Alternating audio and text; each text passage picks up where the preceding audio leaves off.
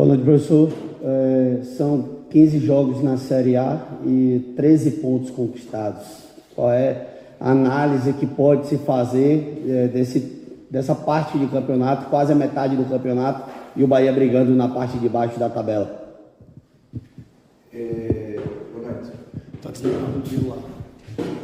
Boa noite. É obviamente um cenário que não é bom, mas é um cenário que nós temos que contrariar com trabalho. Pouco mais tenho a dizer em relação a isso. Em relação ao jogo, tenho que dizer que jogámos 20 minutos, os primeiros 20 minutos até ao golo do Atlético Paranaense, num jogo, num campo difícil, tradicionalmente e historicamente muito difícil ganhar aqui, contra uma muito boa equipa, e nós jogámos 20 minutos e nesses 20 minutos dividimos o jogo, importunámos o Atlético, não deixámos o Atlético ter muitas oportunidades e depois num lance de cruzamento para a área, aliás em dois, sofremos 2 golos e pronto, e depois na segunda parte reagimos, criámos mais uma vez algumas oportunidades, uma ou outra quase em cima da linha de golo, não fizemos golos e portanto continua o mesmo problema, mas hoje de facto só jogámos 20 minutos e não jogámos mais e portanto isso tem que ser corrigido. Renato, boa noite. São quase 8 meses de trabalho. Eu queria que você fizesse uma avaliação sua de quais são os principais atributos, né, positivos que você avalia desse seu trabalho à frente do Bahia, juntamente com os jogadores. São 7 meses de trabalho, um mês de pré-época, pré-temporada com 3 ou 4 reforços, com os reforços a chegarem, com um elenco completamente novo e eu não faço milagres. Renato, a minha pergunta é exatamente sobre isso, né? Nós estamos no meio de uma janela, você ainda espera pela chegada de mais reforços para que o Bahia possa se qualificar melhor e fazer um campeonato mais tranquilo? Sim, é uma questão de como eu já disse, os processos custam sempre no início, as pessoas querem tudo para ontem e entendem que 6 ou 7 meses é muito tempo, para um elenco com 20 jogadores novos não é muito tempo, lamento, e não é muito tempo porque nós não temos tempo para treinar, grande parte das vezes não temos tempo para treinar. Repito, estamos com 42 jogos em 7 meses, isto não existe em lado nenhum. Mas isto é a realidade que existe e, portanto, mas sendo a realidade que existe, não faz de nós, como eu já disse, milagreiros. Nós temos de ter tempo para trabalhar. Não tivemos o plantel no início completamente junto, já disse porquê, porque as negociações são difíceis. Qualquer treinador gostaria de no primeiro dia de trabalho ter o elenco fechado, não teve.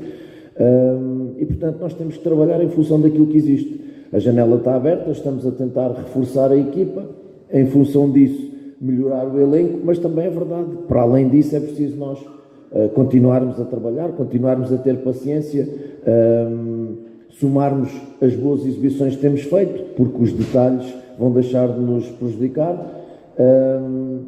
em função daquilo que tem acontecido nos últimos jogos. Nós temos jogado, temos sido penalizados, repito, pelos detalhes, não temos feito golos em ocasiões flagrantes ainda hoje outra vez, portanto não vejo outra forma que não seja continuar a trabalhar.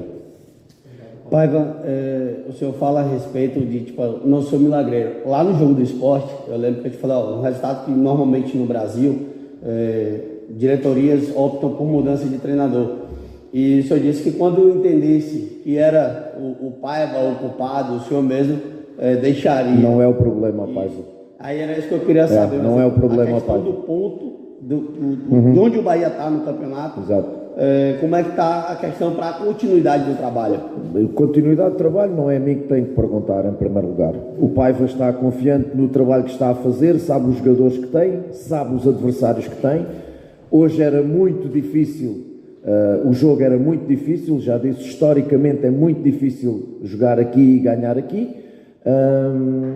Portanto, o Renato Paiva continua a fazer o seu trabalho de forma honesta, consciente, todos os dias trabalha muito e, portanto, os seus jogadores igual, e o Renato Paiva não é o problema. Repito, quando o Renato Paiva for o problema, o Renato Paiva vai dizer, o Renato Paiva não é o problema, apesar de muitas pessoas quererem entender que o Renato Paiva é o problema, mas não é. Se o Renato Paiva fosse o problema, a equipa não jogava tão bem, vários jogos que tem jogado, é verdade que não ganha, de facto, é verdade. Mas se tens razão, se repetissem os resultados do Sport constantemente, aí obviamente que o Renato Paiva teria a dignidade de pôr o seu lugar à disposição ou ir embora. Como já fiz anteriormente no México, mesmo sentindo que não era eu o problema. Enquanto eu sentir que a equipa vai respondendo, apesar dos resultados não aparecerem, mas que vai somando crescimento e vai jogando com alguma qualidade. Enquanto isso acontecer, o problema, para mim, na minha opinião, não é o Renato Paiva, obviamente. Renato, ainda nessa mesma linha, quer que você fizesse um balanço em relação ao que quais vêm sendo as principais dificuldades do Bahia, né? Não só sua, mas também dos atletas em geral, em colaboração. Eu já respondi essa pergunta. Falta de tempo para trabalhar desde o início da época com o elenco todo, falta de tempo quando tivemos o elenco todo, somam-se os jogos e são poucas as semanas completas que nós temos. Curiosamente, as semanas completas de trabalho normalmente acabam em bons jogos. E depois os detalhes, e continua a ser, tirando um ou outro jogo que não foi de facto bom, de resto, são detalhes mais, como eu já disse, de finalização em que não fazemos, de ser penalizados em jogos em que os adversários não fazem muito para nos marcar golos. Portanto, eu já disse aos jogadores, sinto claramente que a chave vai virar, não tenho dúvidas nenhumas disso em função daquilo que eles trabalham, em função de grande parte dos jogos que eles fizeram de grande qualidade. Eu lembro-me de 3, 4 jogos, se tanto, em que nós de facto não jogámos bem. Hoje foi parte do jogo, Cuiabá foi parte do jogo, primeira parte do Goiás em casa foi parte do jogo e jogo com o Santos foi horrível. Tirando isto, nós fomos muito competitivos sempre, muitas vezes melhores que os adversários, não ganhámos. Eu sei, não há vitórias morais, não há, mas para validar o meu trabalho e o trabalho dos jogadores, as vitórias morais também contam. Portanto, agora, por isso eu digo, olhando para isso, eu acredito que a chave vai virar a qualquer momento. Pai, você é um técnico que trabalhou bastante com divisão de base, conhece bem, talvez, digamos assim, o momento de subir um garoto. Você subiu o Rian esse ano. Hoje você tinha uma equipe desfalcada no ataque demais, você só tinha o Arthur Salles no banco que não foi utilizado. Como é que está a situação de transição base profissional, já que o Sub-20 do Bahia também passou por uma mudança, mas base profissional, garotos como Vitinho ou outros nomes que pudessem aparecer, ou até mesmo Everton e Patrick Veron, que nesse momento não estavam entre os relacionados hoje?